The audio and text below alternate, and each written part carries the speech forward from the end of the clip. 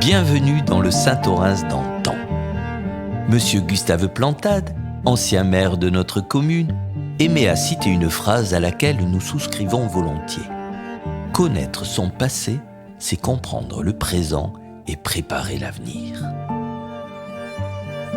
C'est pourquoi, dans ce premier épisode de notre podcast, nous avons souhaité vous offrir un petit voyage dans le temps qui nous permettra de mieux comprendre et de mieux aimer Saint-Orens de Gameville à travers le témoignage de nos aînés.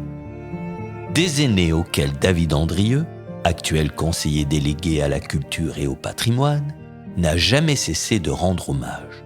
Oui, tout à fait, parce que c'est eux qui incarnent l'esprit du Saint-Orens d'antan, à l'époque où il y avait 400 habitants à Saint-Orens. Donc voilà, ils ont vraiment cet esprit village, et c'est toujours enrichissant de discuter avec eux, voilà, écouter les anecdotes, voilà, qu'est-ce qui se passe à Saint-Orens dans les années 50, 60, 70, la guerre, donc voilà, plein d'anecdotes, et des histoires très très riches. De la dernière guerre aux années 70, voilà. Le cadre est défini. Nous ne remonterons pas jusqu'au 31 janvier 1790, date où les communautés de l'Entourville et de Cayras ont fusionné avec Gameville pour donner naissance à notre village, même si, à la suite d'un oubli, son nom ne sera officialisé qu'en 1928. Non, nous ne remonterons pas jusque-là. Et pourtant, notre premier témoin pourrait nous parler de cette époque, puisque ses aïeux ont participé au tout premier conseil municipal dirigé par le maire Jean Bellière en 1792. Mais laissons-le d'abord se présenter. Alors je me présente, Barther Cyril, né à Saint-Orens en 1932, et je n'ai jamais bougé de mon habitation, et je suis toujours au même endroit encore. Voilà. C'est dire combien ce monsieur est légitime pour nous parler du Saint-Orens d'antan. Mais, histoire de planter le décor, à quoi donc ressemblait le village durant sa jeunesse ? C'était un village tout à fait campagne. Il n'y avait pas de trottoir ni rien. C'était des maisons en bordure de route. Et on n'allait pas très loin puisqu'il n'y avait pas tellement de commerce. Le village était à majorité viticole. Il y avait des vignes tout le côté sud, depuis la mairie jusqu'à la limite de la Beige. Et ensuite, côté nord, approximativement jusqu'au terrain de sport. Oui, après le reste, c'était en agricole, en céréales ou élevage. Des champs et des vignes, mais pas uniquement. Il y avait une usine à l'entrée de Toulouse, à Montaudrain, qui faisait des boîtes de conserve. Et ce qui n'avait pas trop d'emploi ou en attendant d'en avoir un, c'était une usine qui arrangeait bien les familles, quoi. Quelqu'un était disponible un an, deux ou comme ça, en attendant. Il se présentait là, ils étaient toujours pris, quoi. Il n'y avait pas de qualification. Même éventuellement, si le patron de l'usine était satisfait, il pouvait partir un an ou deux, il pouvait revenir. La porte était toujours ouverte, quoi. Voilà. À l'origine, en dernier, c'était uniquement que des boîtes de confection de boîtes de conserve. Mais avant, cette usine était dans une maison juste avant de rentrer sur Toulouse, et ils tuaient les bœufs, enfin du bétail, et ils les mettaient en conserve. Et beaucoup de conserves, c'était pour l'armée. C'était que de la viande de bœuf, enfin, ou comme ça, bouillie. Et c'était ce genre de viande, on appelait ça le singe. Boîte de singe, c'est ce qui ont fait l'armée, ils connaissent le menu. Quant à David Andrieux, il connaît bien la famille Barther, et pas seulement Cyril. Oui, la famille Barther, c'est une grande famille saint-oranaise et historique. Hein. Voilà, ils apparaissent partout, notamment dans les comptes rendus des premiers conseils municipaux. Voilà, en 1790, il y avait déjà un Barther. sur le monument aux morts. Voilà, il y a des Barther. Quand on allait acheter des chaussures quand on était petit, c'était chez Barther à Saint-Orens. Et puis, quand j'étais prendre mon premier coca dans un café, alors à l'époque, un café, c'était un lieu un peu interdit, il y avait que des grands. Donc, on y allait avec des copains, c'était chez Cyril. Hein, donc, on me disait, à Saint-O, on va chez Barther, on ne disait pas, on va au café. Donc, c'est vrai que voilà, c'était un cafetier voilà, qui a animé le village et les discussions pendant des années. Et c'est vrai que ce café existe depuis les diligences, hein, donc je pense qu'il y a énormément d'histoire. C'est un café qui est chargé d'histoire et qui fonctionne toujours aujourd'hui. Cette histoire, ces histoires, Cyril en a fait son miel. Et comme il n'est pas égoïste, il veut bien partager. Ah, il est intarissable. Je veux dire, une vie derrière un comptoir à écouter toutes les anecdotes et puis avoir vraiment participé à la vie de Saint-Orens, c'est des sujets intarissables. Chaque fois que je discute avec lui, il me raconte des nouvelles histoires. Voilà, il me raconte un peu plus tard que le week-end dernier une histoire où en fait Cyril a conservé tous les véhicules de sa famille. Il a encore la Citroën de son grand-père des années 30, donc il a 6 véhicules exceptionnels. Hein. Et puis il me racontait que voilà, il bricolait, et puis que André Puy était venu en tenue du dimanche. Voilà, il s'est mis sous la voiture, il est ressorti plein de graisse. Sa mère est venue voir Cyril. Il a fait toujours des histoires intarissables. Oui, il m'a raconté aussi l'histoire de la Villa Massot, donc qui a été rachetée par la municipalité. En fait, au départ, voilà, c'était la ferme qui appartenait à la famille Barther. Hein, donc, c'était 2 frères. Hein. Donc, un qui habitait dans la ferme et un autre qui habitait à côté de chez Loupiac, par là. Un était agriculteur et l'autre avait une entreprise de transport. Hein, donc, à l'époque, le transport, c'était à cheval, bien sûr. Et puis, bon, voilà, il faisait affaire. Hein, donc, petit à petit... l'entreprise de transport commençait à bien fonctionner, donc voilà, ils dégageaient un peu de bénéfices. Donc ils avaient les terres, et notamment les terres devant la ferme. Puis ils ont décidé voilà, de bâtir cette belle demeure, hein, donc on appelle maintenant la Villa Massot. Voilà un peu l'histoire de cette villa. Bon, sachant qu'après, la fille Barther s'est mariée avec un monsieur Massot, donc voilà, c'est devenu la Villa Massot. La Villa Massot, acquise en 2019 par la municipalité, est située au 47 avenue de Gameville. Elle se compose d'une maison de maître de 340 mètres carrés, d'un parc de 5000 mètres carrés et d'un pigeonnier. Vous avez bien compris. Sinon, il faut retourner à l'école dont Cyril Barther parle avec une grande tendresse. Oh. J'avais la chance d'être près de l'école puisque les écoles étaient où est la mairie. La mairie était au milieu du bâtiment et l'école de filles à droite. Et l'école de garçons à gauche, en passant par la rue du Bousquet, actuellement, parce qu'avant c'était la rue de la Déballade, chemin de la Déballade. Il y avait un instituteur pour les garçons, et le logement était au-dessus des classes, et une institutrice pour les filles. Maintenant c'était mélangé. Enfin, à l'origine, les garçons, rien qu'avec les garçons, les filles avaient les filles. Et en 1945 ou 6, ça a été mixte. Les garçons et les filles grandes et la dame, enfin l'institutrice, a pris les plus jeunes, enfin je sais pas moi, cours moyen et cours supérieur, était avec l'instituteur et préparatoire et élémentaire avec l'institutrice. Cette école, le petit-fils du maire Henri Puy, qui a donné son nom à l'établissement actuel de l'avenue de Gameville, l'a également fréquenté. Mais avant d'explorer ses souvenirs, laissons-le se présenter. Alors, je suis André Puy, je suis né à Saint-O, et il y en a un derrière moi qui m'a vu naître, et je suis né en 50. Voilà. On aura compris que la personne derrière lui n'était autre que Cyril Barther. Moi, à l'école, c'était pareil. Il y avait un départ où il y avait un mur au milieu et les filles d'un côté et les garçons de l'autre, ici à la mairie. Et ce mur, après, est parti. Donc, on s'est retrouvés avec les filles. Et donc, c'est plus agréable. Nous n'en doutons pas une seconde.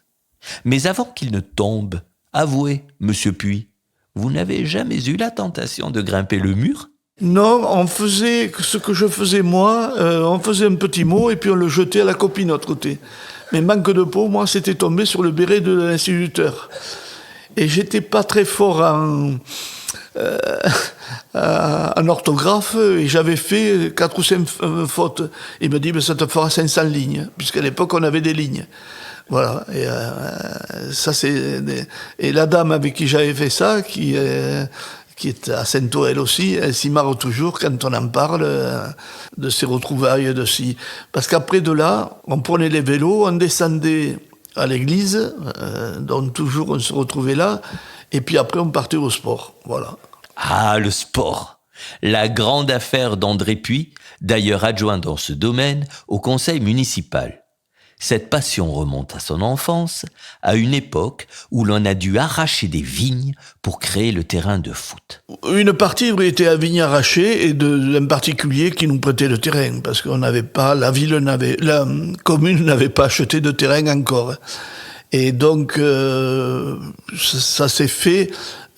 Par la suite, on a commencé à dire, bon, on va faire un peu de sport à Saint-Ouen, donc on a acheté un terrain. Alors là, du côté de l'église, c'était de l'autre côté de Saint-Ouen. Et on a fait une création d'un club de foot, mais qu'on a pris une terre assez importante pour pouvoir faire d'autres sports. Ce complexe sportif, situé rue du Stade, s'élargira au fil des années et prendra le nom de Gustave Plantade. Car notre ancien maire était un grand sportif, ce qu'a réalisé David Andrieux au sortir de son enfance. Alors ça, moi j'ai découvert plus tard. Alors c'est vrai qu'on avait le Gustave qui roulait les airs, Saint-Oran de Gameville, voilà, c'était vraiment un personnage. Et j'ai appris plus tard en fait qu'il avait joué au Stade Toulousain, voilà, qu'il avait même gagné un bouclier de Brennus. Voilà, donc un grand sportif. Voilà, bon, les Saint-Oranais le connaissent plus comme joueur de tennis, mais voilà, avant il était rugbyman. Et voilà, d'où peut-être le fait que le complexe sportif porte son nom aujourd'hui. Donc c'est un bel hommage qu'on lui a rendu. Hommage auquel se joint forcément André Puy, qui fut en particulier président du tennis pendant 12 ans. Bon, j'aime le sport, puis c'est tout. Et puis c'est tout? Pas vraiment. De manière générale, André Puy aime le Saint-Orens d'antan. Quand on lui demande ce qu'il en retient, voilà ce que l'on peut entendre. Plein de souvenirs déjà des fêtes qu'on faisait, puisqu'on faisait une fête locale importante. Il y a eu après la création d'une salle pour les jeunes au milieu du village. Et donc, on s'occupait de ça, de la gestion de la salle et tout, jusqu'au jour après où on a mis quelqu'un pour s'en occuper. Mais au départ, c'était les jeunes de Saint-Ouen.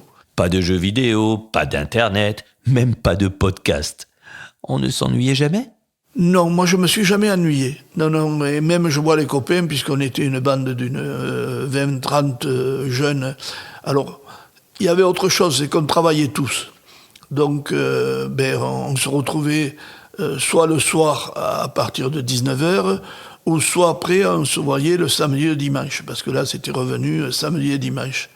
Mais on était tous, on avait tous un travail, voilà. Eh bien, non, on ne s'ennuyait pas. L'une de ses amies le confirme. Présentation. Alors, Arlette Capel, qui habite Saint-Ouen depuis 1966. Pour sa part, elle se souvient avec un brin de nostalgie des bals où l'on dansait. Oh, pas les danses de maintenant. Le tango, les valses, le slow où on pouvait frotter un peu.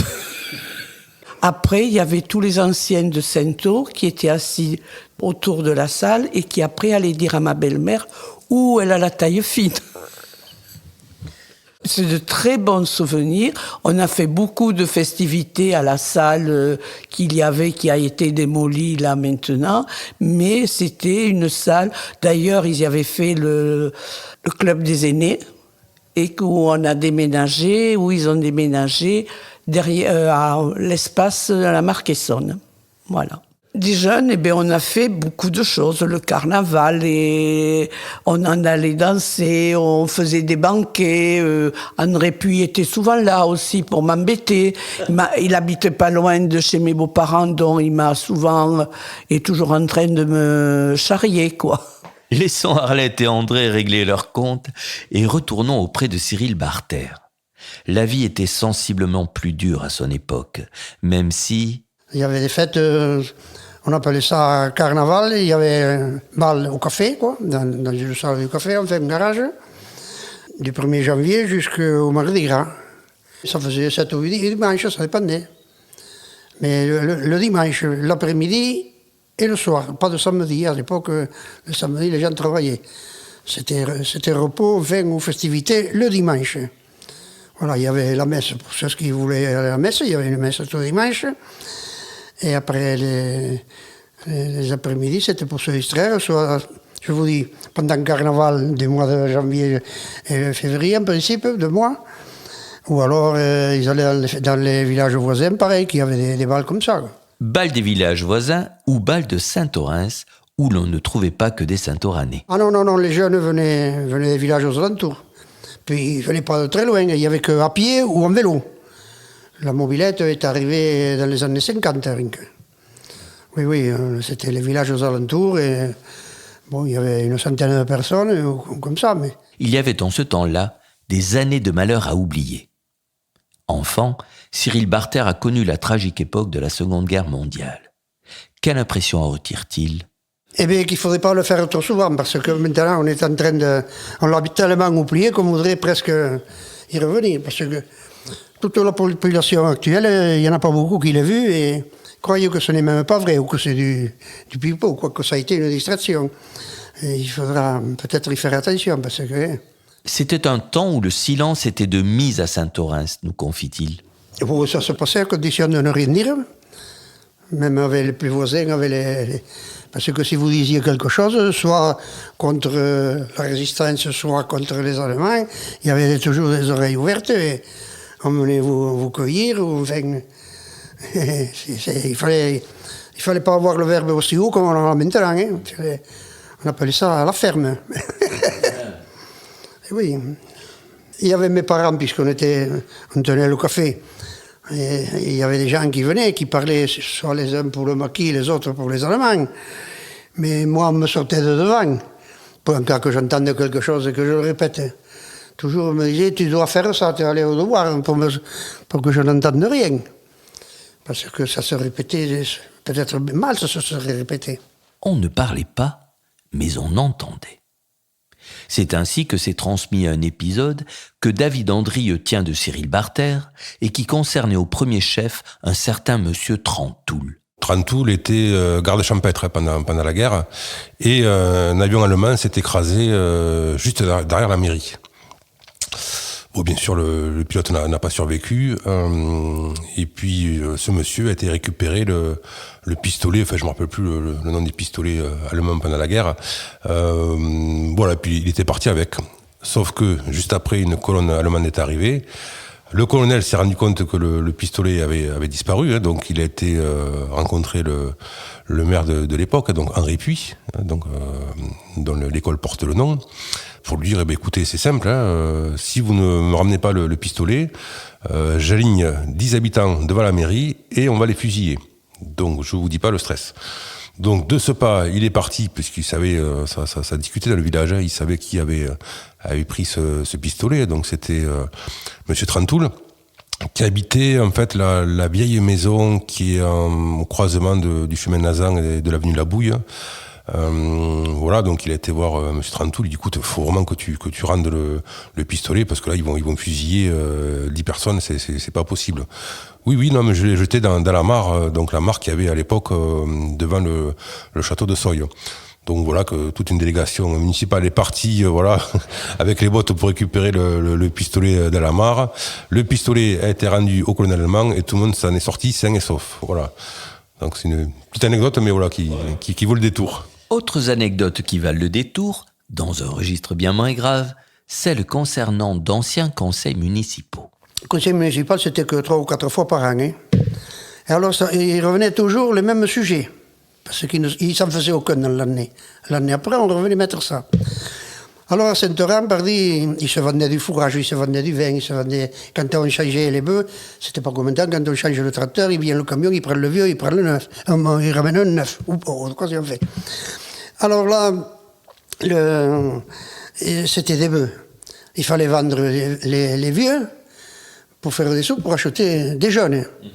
Bon, quand on achète des jeunes, ils pèsent 600-700 kilos, leur père. Mais quand ils sont vieux, ils sont plus massifs, puisqu'ils ont travaillé tout ça. C'est des bêtes qui ont 7 ou 8 ans quand ils se vendent. Alors ça faisait une différence de poids. Comme ça se vendait pour la boucherie, il fallait les peser. Tandis que les jeunes, on les achetait au coup d'œil. Tandis que les vieux, c'était au poids, puisque c'était pour la viande. Alors il fallait une bascule. Alors aujourd'hui, il y avait cette bascule à la place de la poste. Il y avait une ferme aussi qui a la société bordelaise. Et c'est celui-là qui tenait la clé pour les peser, quoi. Et alors, cette bascule, il n'y en avait qu'une à Saint-Oran. Mais ceux de Cairas, il fallait qu'ils viennent avec les bœufs et tout ça pour peser, ou un cochon, ou tout ça, venir ici. Alors, ils ont toujours demandé une bascule. C'était toujours l'année après. Tellement, c'est arrivé la guerre, il ne s'est rien fait. Après la guerre, on a toujours l'année après. Puis finalement, il ne s'est plus pesé comme ça. Il y avait des poids publics où les bouchers, ils avaient tout. Finalement, à Cairas, ils n'ont jamais eu de bascule. Après, il y avait aussi les ponts sur la Marquessonne en bas. Ils n'étaient pas faits avec des buses, ni même construits. C'était des arbres qu'on mettait en travers du lit de la rivière, et après quelque chose, construit pour y passer dessus. Mais il pleuvait plus que maintenant, alors celui de la Jurge, petit pont à côté de Sigre, enfin pas loin de Sigre, ou alors celui de Partanaïs, tous les ans, parce qu'au mois d'avril, il faisait beaucoup d'inondations chaque fois, et alors tous les ans, on remettait ça, de faire réparer ces fameux ponts. Ensuite est venue les routes. Alors la route de la Lande, là, elle était avec des cailloux comme le poing, là, et chaque fois qu'il faisait des inondations ou beaucoup de pluie, tout le village, l'eau sortait à l'angle du bois de Daléas, au bout de la rue des Améthystes. Et là, l'eau faisait creuser.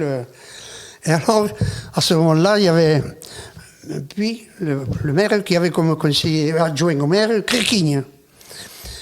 Et alors, il passait avec sa traction, lui, tout le temps là. Il n'y avait que lui presque qui passait, parce que le chemin de la Lande, il passait pas grand monde. Les gens de la Lande partaient directement sur Toulouse, ça venait faire tout par là.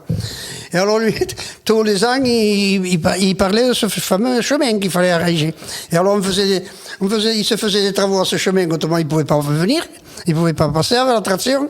Et alors, le chemin de Créquigne, les ponts de Partanaïs et la fameuse bascule, au conseil municipal, il ne se parlait que de ça. Et alors après, on entamait autre chose, la réunion se passait, et tout était transmis à l'année suivante. Bon, si quelqu'un veut parler, parce que moi j'en ai jusqu'à demain, là. Mais nous vous écouterions volontiers jusqu'à demain, monsieur Barter, même si nous n'oublions pas les autres familles qui ont connu le Saint-Orens d'antan. Les Roques, les Daléas, les Capelles, les Sicres, les Loupiac, les Albouy, les Pêches, les Antiques, les Glaises, les Séguélas. Liste non exhaustive, qu'on ne nous en veuille pas d'un éventuel oubli. La plupart de ces personnes ont assisté, voire participé à la transformation inéluctable de notre village. Cela a commencé par la disparition progressive des vignes à partir des années 50. Cyril Barter, qui possédait lui-même 5,5 hectares, a son explication. D'abord, parce que les gens étaient de moins en moins vaillants. Et alors il y en avait certains qui avaient, ceux qui étaient dans les fermes, bon, ils l'avaient, ça marchait. Mais il y avait beaucoup de gens qui avaient une dizaine de rangs de vignes pour la consommation familiale. Et il fallait travailler le dimanche. Tant qu'il y a eu des anciens, bon, les jeunes aidaient un petit peu, ça a marché, mais du moment qu'il n'y a plus eu les anciens, parce que ça, c'est le travail, ceux qui travaillaient dans les usines comme ça, faisaient la vigne le samedi et dimanche, et puis ça a commencé de partir le samedi. Du moment qu'il y a eu les voitures, les gens préfèrent aller se promener, la neige et tout ça, et ça s'est perdu comme ça. Puis ensuite, c'était de la terre avec beaucoup de gravier, ceux qui avaient les vignes, et alors on ne pouvait pas faire des récoltes céréalières ni rien. Et ensuite, il est arrivé la construction, et ça a été une occasion de vendre des petits terrains, chacun une parcelle pour faire une maison, et ça c'était plus cher que la bonne terre. Tous les gars l'ont vendu comme ça, quoi. Tous les petits propriétaires ont vendu sa vigne, parce que chaque maison avait un bout de terrain et une vigne. Songez à l'évolution. Gustave Plantade nous a raconté qu'à son arrivée en 1960, il n'y avait pas encore l'eau courante. Et un peu plus tard, quand il quittait la mairie pour rentrer chez lui, il voyait des rats courir dans les fossés. Autre témoin de cette métamorphose de Saint-Orens, André Puy. Ah, moi je l'ai vu, oui. Je l'ai vu. J'étais pour, puisque nous, quand on est jeune, on est pour. C'était resté trop vieux, Saint-O. Mais maintenant, je me raconte que d'aller trop vite aussi, ça va pas bien. Mais bon, et j'en fais partie, donc j'ai qu'à rien dire là-dessus. Mais c'est très difficile de gérer une ville quand elle dépasse 4 ou 5 000 habitants. Et alors encore plus maintenant, à 14 15 000, ça va être encore plus difficile. Difficile, mais sans doute exaltant. Chaque maire en particulier a apporté sa pierre. Gustave Plantade de 1969 à 2001, Christian Sampé de 2001 à 2014, Dominique Faure de 2014 à juillet 2022, où Serge Joppe a pris la relève.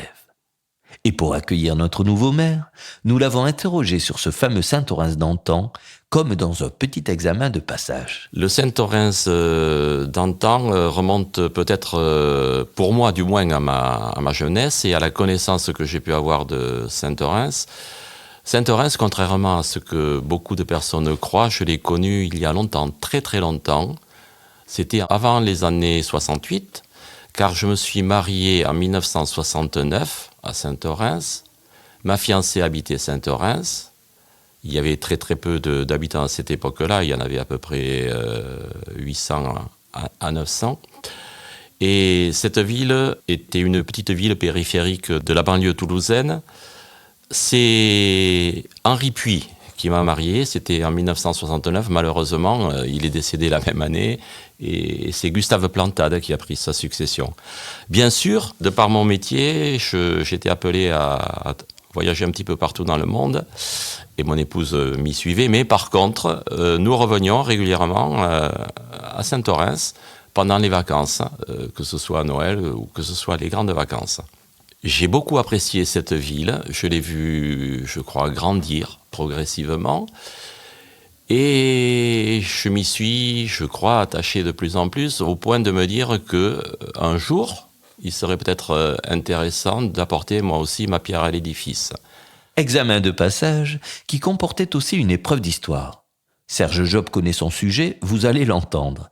Il nous a expliqué pourquoi à Saint-Orens, pour reprendre une expression bien connue, on n'a jamais pu remettre l'église au centre du village. Habituellement, une ville s'est construite autour d'une église, une mairie, une école.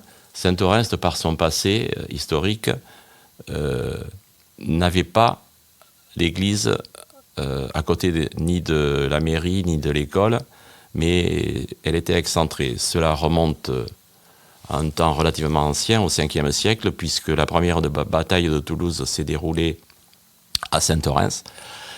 Toulouse aurait été sauvée grâce au ce qu'on appelle le miracle de Saint-Orens, le miracle dû au fait que les prières de Saint-Orens auraient fait que les armées romaines qui voulaient attaquer et raser Toulouse auraient été enveloppées d'un épais nuage de fumée à ce moment-là et n'avaient pas pu manœuvrer. Ce qui est certain, c'est que pour qui connaît la région, la vallée de la Marcaissonne est souvent prise dans le brouillard. Je ne remets pas en cause le miracle, loin de là. Mais ce qui est certain, c'est que les armées romaines ne purent pas manœuvrer normalement. Pendant toute la journée, elles essayèrent.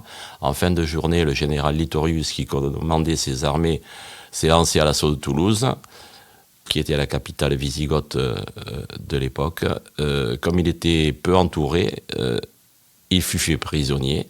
Et les armées romaines battirent en retraite puisqu'elles n'avaient plus de général. Depuis, tous les ans, pendant très très longtemps, puisqu'à l'endroit où se passa la bataille fut édifiée une chapelle, les gens vinrent rendre grâce à Orentius, l'homme qui avait permis le miracle, et cette chapelle devint par la suite sur le même lieu une église. Donc c'est en bas, puisque dans une vallée, la vallée de la Marcaissonne s'est encaissée, alors que la mairie et l'école de ce fait étaient sur les hauteurs. Toulouse sauvée par Saint-Orens, nous pouvons la ramener. Espérons en tout cas qu'Aurentius a pu assister depuis son petit nuage à la suite de l'aventure. Né des siècles et des siècles après son miracle, le village qui porte son nom est devenu une ville de plus en plus urbanisée.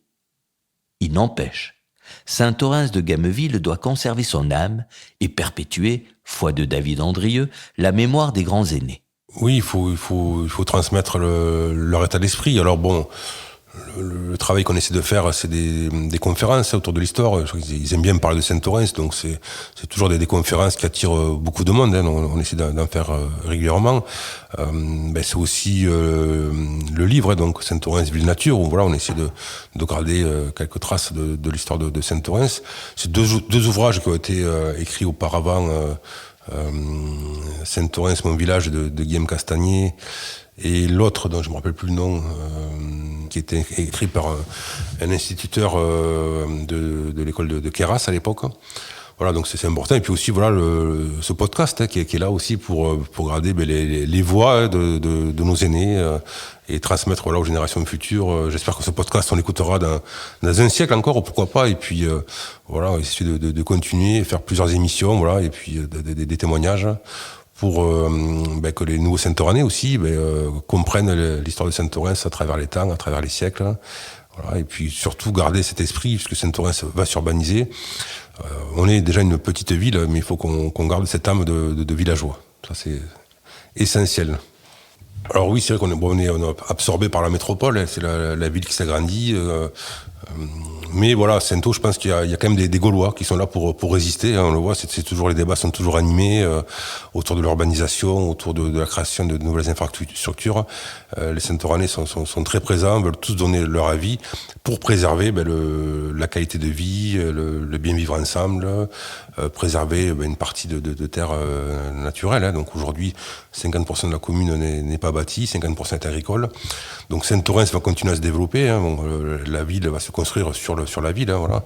On construit sur la ville en essayant de préserver les terres agricoles et les terres naturelles.